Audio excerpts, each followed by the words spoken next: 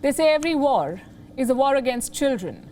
They lose their family, their education, and most importantly, the joy of childhood. Afghanistan knows this all too well. Multiple generations have lost their childhood to war here. And we have another one in the making now. What I'm about to show you tonight are the most haunting images from Kabul airport. The images of babies being handed over to complete strangers, soldiers. As a parent, it's impossible to imagine this. How desperate would a mother be to hand over her child to a stranger in the hope that the child lives? This is what it has come to. This is what parents in Afghanistan are doing. They're trying to get their children out to save them from oppression. And I have to warn you, these pictures are not easy to watch. Here's an Afghan man passing his baby over the airport wall. On the other side are American soldiers.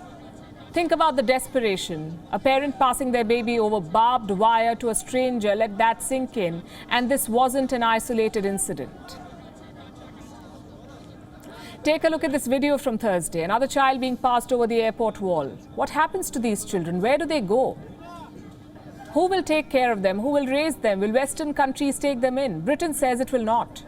Defense Minister Ben Wallace confirmed that unaccompanied children will not be evacuated.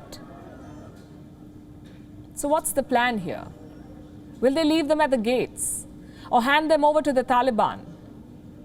This is not a miscalculation or a logistical nightmare. This is apathy. Just take a look at the Kabul airport. Thousands of people banging at the gates, some of them trying to climb the walls. Do you know what the Americans did? They fired tear gas, as if this was some protesting mob. The Taliban probably felt ignored, so they joined the crackdown, firing live shots to disperse the people.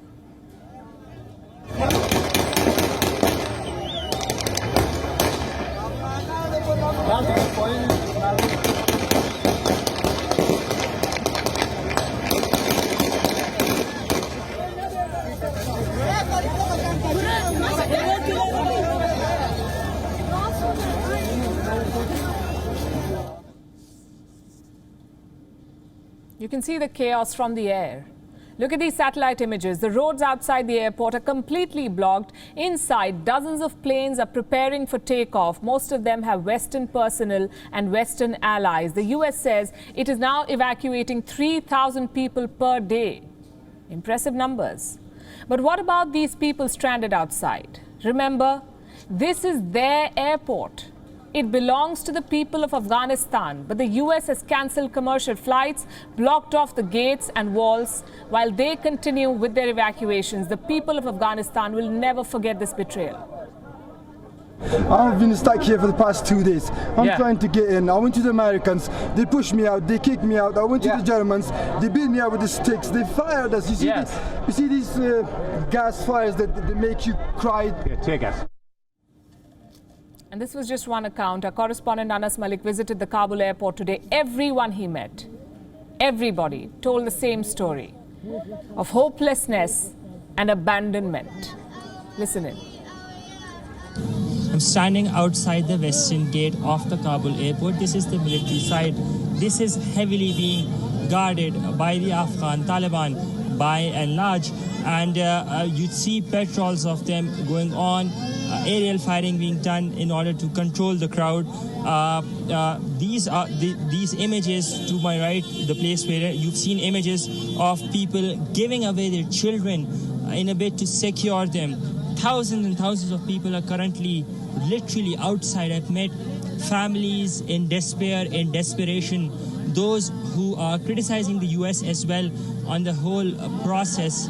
And they say they've been here for weeks now.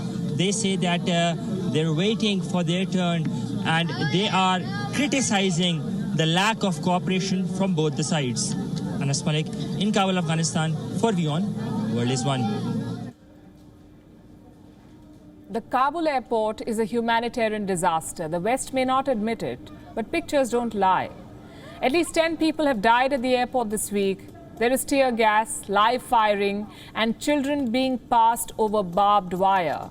Every time a plane takes off, the crowds scream in unison. Another plane has abandoned them. By the end of August, the Americans will leave. What happens to the airport then?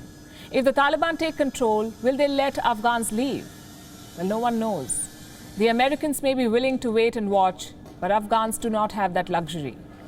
They are stuck in no man's land. On one side, the Western troops who have shut the airport gates. On the other, the Taliban using guns and threats to keep them from leaving. WION is now available in your country. Download the app now and get all the news on the move.